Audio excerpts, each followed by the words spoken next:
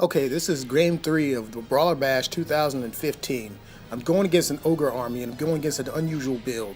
The guy has brought 18 Man-Eaters, 2 Iron Blasters, and a Death Star, and 2 or 3 units of 3-man Ogres.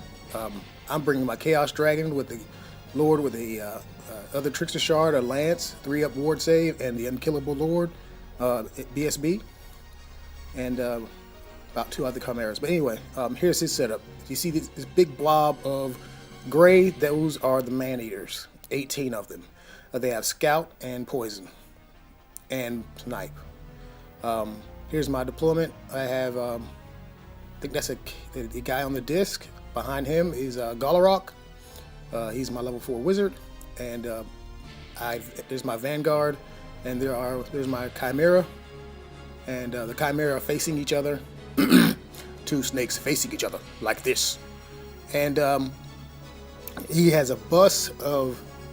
He's conga-lining all of these 3-man ogres so he can use his champion to stain off any wounds caused in close combat.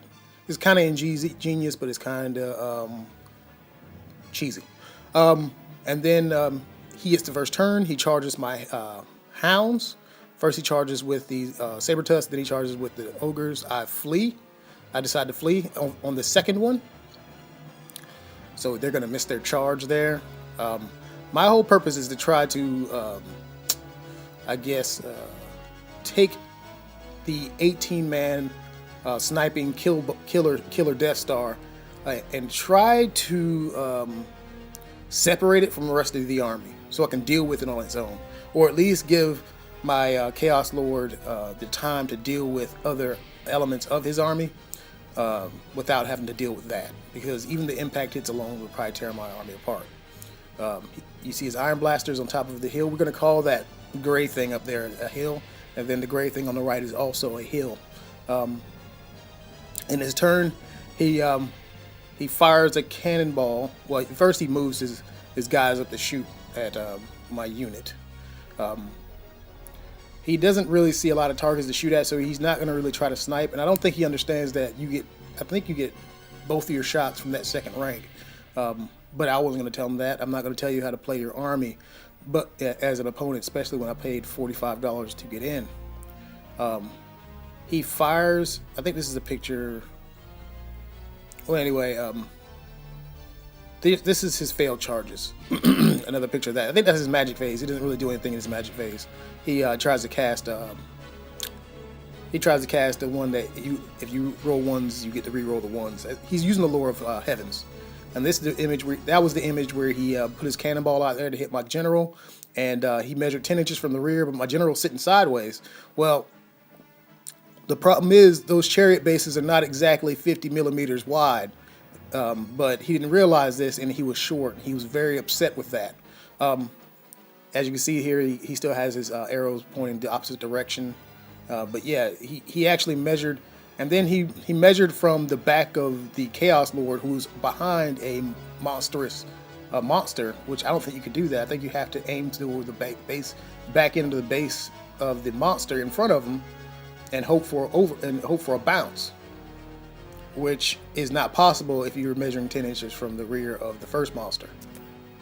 All right, so I think this is his turn, and he's going to attempt to charge with his big bust there. No, I don't think that happens just yet. But in the middle is supposed to be a leprechaun.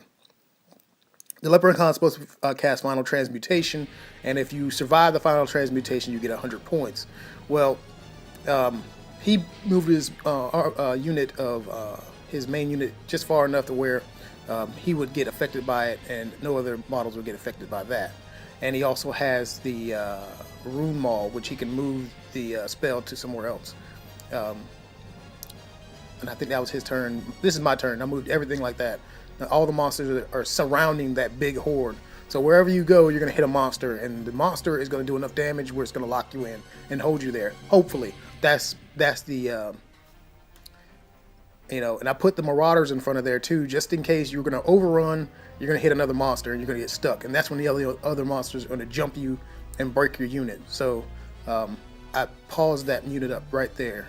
Here's an image of the warriors to try to get out of that swamp. And here's the image I have. Now I'm trying to lock him in with the Marauder Horseman, and so he can't move, and hopefully he'll hit the Marauder Horseman, overrun into another monster, then I can hit him on the flank, because that's the only way to break that unit is hit it on the flank. He charges with his Ogres into the Marauders.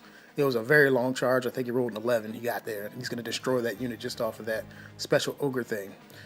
He reforms, in his turn, he reforms his unit, because he's rather not deal with all of that. And here's another image. The hounds rally. Here's an image that you see. There's the leprechaun, which I call it a leprechaun, loosely. Yes, and I believe this is his shooting phase, and he fires at a chimera, and I think the chimera makes his regen save on that particular shot. And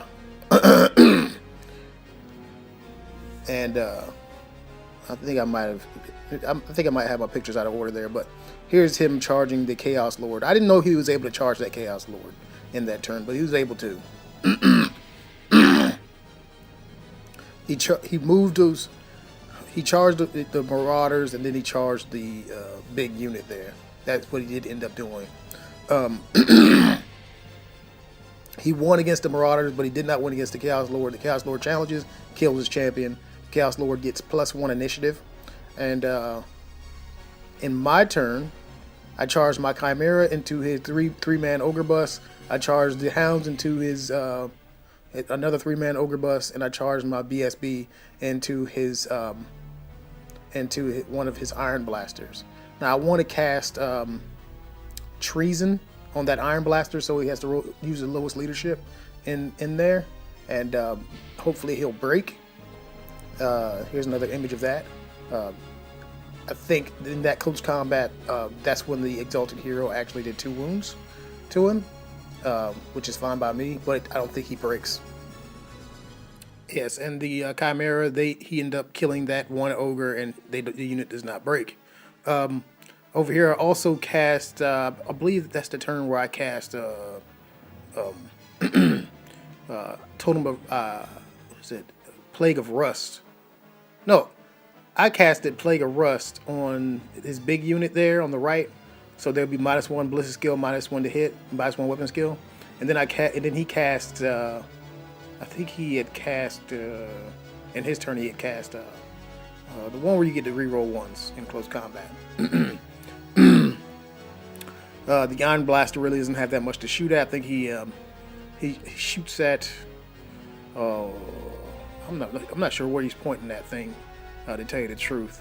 But anyway, yeah, this is the. In his turn, he has his guy sitting there. I want him to actually be there because I don't mind now. Because now that I'm in close combat and Ogre charges are done, no more impact hits on the Chaos Lord. Now I know the Chaos Lord will survive. If he charges the Chaos Lord on the flank of the Dragon Lord on the flank, that's fine.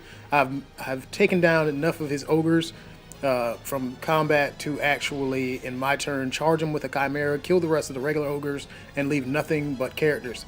So if I challenge, he'll have to accept with a character in the Iron Gut bus, and the big horde of 18 cannot hit into the attack, cannot place any attacks on the inside. Here's the Chimera killing the 3-man bus, and he overruns. So like I said, I think I have some of these pictures mixed up, but you get the gist. Over here, if you notice, there's a saber tusk over there by the, or there was a saber tusk over by the leprechaun. Now, my warriors were long far away from him when he tried to charge against him. And it says in the rule book, you're not supposed to try to make a charge that you know that you can't make. You're not supposed to declare that, because it ends up moving the model of closer to your opponent in such a way where it's devious. So, the Marauders die in close combat. They finally died. They took out some stuff before they left. Yeah, and in this turn, I actually forgot to charge the Chimera, and so I asked my opponent, "Could I go ahead and charge?" And he said, "No, you can't charge." And so I was like, "Okay, that's fine," because I made a mistake of rolling the magic dice at the beginning of my turn before I did anything else, and it was a big mistake. was a small mistake, but a big one, and he took advantage of it. It is game 3, and I'm not really thinking very crisply at that moment, and so I went ahead and let it go. I didn't argue with it anymore because I knew there was going to be a time in the game where he was going to make a mistake, and I was going to capitalize. I know it sounds vindictive, but eye for an eye, tooth for a tooth, I guess. Alright, so this is my plan. I'm going to charge the Chimera into that big bus, and I'm going to keep challenging until there are no more characters left, or at least where there's a character in a challenge when his unit hits me. And that way he won't be able to put any wounds into the Dragon Lord, and the Dragon Lord will be able to do his dirty business without any hindrance. And also it will break his other units since they couldn't fight.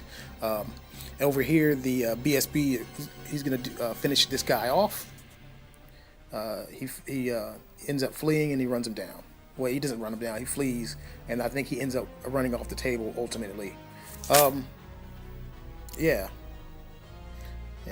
And there's another picture of the Chimera facing the wrong direction. Not really able to see anything because I attempted that charge. Well, I wanted to attempt that charge and he denied me the charge, so I went ahead and charged over here. After that point, I forgot that the Chimera was even out there. I charged over here with the Chimera. Hopefully I'll kill enough of his ogres to make some active combat resolution, and that's exactly what happens. The Chimera makes a bunch of combat resolution. The Chaos Lord kills his challengee, and I let him have the impact hits go into the challenge. I let him do it because at that point I was just trying to get the game over with because I don't like confrontation. But anyway, there's a BSB besting that Iron Blaster, and I think the Chimera ended up saving all of the cannonball rolls anyway against him. So and then over here the Chaos Lord beats the challenge, and he's gonna break that unit. I don't know if that happens just yet. And the cannon finally kills the Chimera. I'm not too worried about that because I know what's about to happen down here. That's why I'm not too worried about it. And over here, the Chaos Lord kills his challenge, and the Chimera kills a bunch of guys. The guy rolls a 9. I sit there and watch him roll a 9. He rolled a 9. He picked up his models, and his buddy looked in. His buddy who wasn't playing the game looked in and said, "Oh, I think he rolled a 6." I'm pretty sure he rolled a 9 because the guy already picked up. I mean, he already said, "Yeah, I rolled a 9." He started picking it up, and that ended up killing everything he had except for an Iron Blaster. So if you didn't want me to charge Iron Blaster, I won't get the Iron Blaster.